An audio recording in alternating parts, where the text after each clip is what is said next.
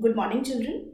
Today we are going to cover a very important concept which is asked by CBSE as a 3-marker question. The question is, all capital goods are producer goods, but all producer goods are not capital goods. Let's first quickly recapitulate the meaning of a producer good.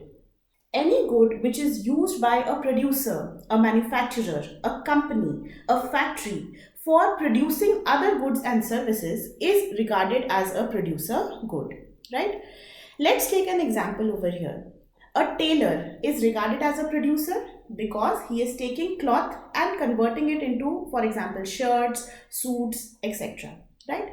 Now, if I talk about a producer like a tailor, right? So, he requires two kinds of goods. One is raw materials and the other is capital goods.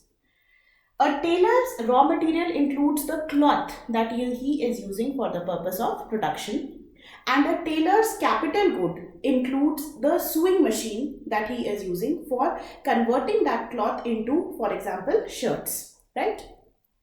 While the cloth, that is the raw material, is completely consumed during the process of production, the sewing machine, that is the capital good, is not completely consumed during the process of production of one shirt but can be used for production of multiple shirts.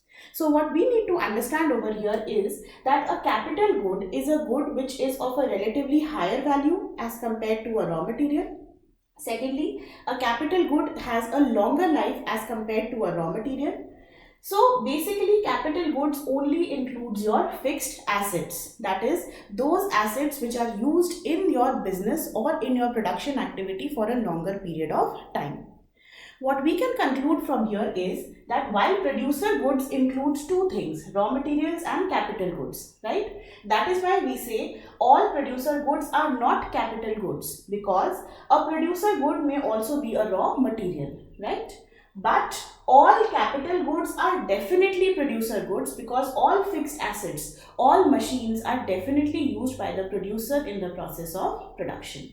So if this question comes in your board exams for a 3-marker, I would suggest is that for your first mark, you introduce the concept of producer goods. Tell the meaning that producer good is a good which is used by a producer for the purpose of production of other goods and services.